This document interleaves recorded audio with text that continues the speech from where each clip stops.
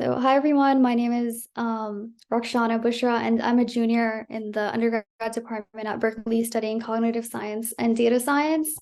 And the research I worked on this past summer was documenting women's narratives in rural Bangladesh. And the project was very meaningful to me because I immigrated from Bangladesh 16 years ago. So it was really cool to kind of go back to my roots and do this research project. And as you can tell by my major, I'm not too familiar with the social sciences department. So doing something like this was really interesting to me, and I'm really excited to share what I found.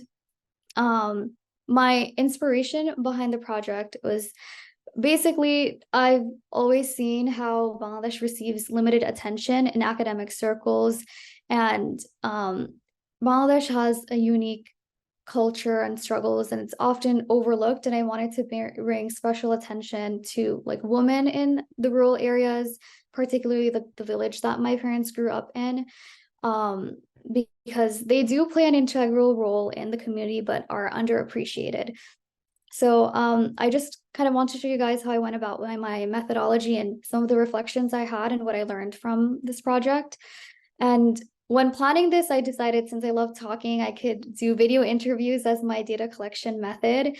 And my process of selecting who exactly to interview was based on recommendations from my family members and other locals within the community.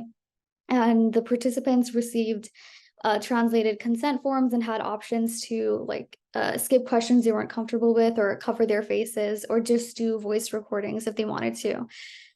And the result of my interviews, I noticed common trends in the responses, and I just kind of summarized what I saw they had in similarity. And most of the women were born into families with lots of siblings, and they all said they had a very joyful childhood, but more stresses came after their marriage, and they weren't able to continue their studies because of family obligation. And most of them weren't able to continue their education past grade level 10. And what I thought was really interesting was, despite how, like all being different ages, they were all really eager to start working, like start their own small business or make money in some way to be able to stand on their own feet. And I think that was just really inspirational. And I was reflecting on what worked in my research project and what I would like to do differently if I was to do it again or continue this. And I think what was most effective was just starting off with the basic questions and easing into the conversation, making sure that we have an informal, like relaxed interview setting, either in my home or their home, and choosing interviewees from the same community to foster like the sense of value and recognition amongst each other.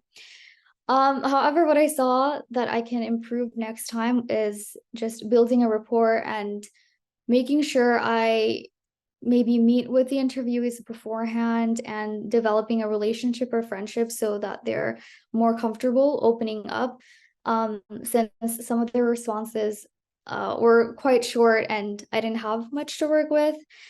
And I would also in the future avoid group interviews or allowing audiences, just because it tends to influence the interviewees' responses. And if they're with friends, they'll probably give like similar responses to each other.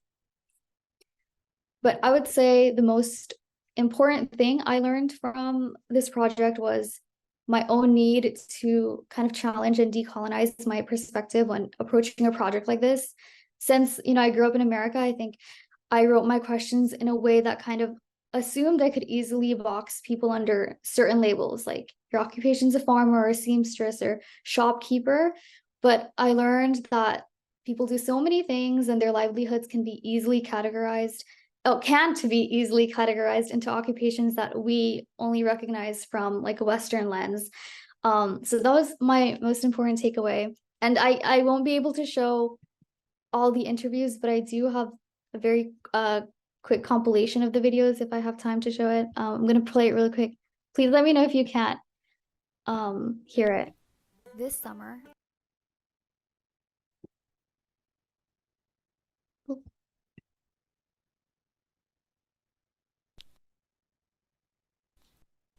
This summer. I had the privilege of conducting a research project on documenting women's narratives in rural Bangladesh. My favorite question to ask the participants was, how did you spend your childhood? Here's what they had to say.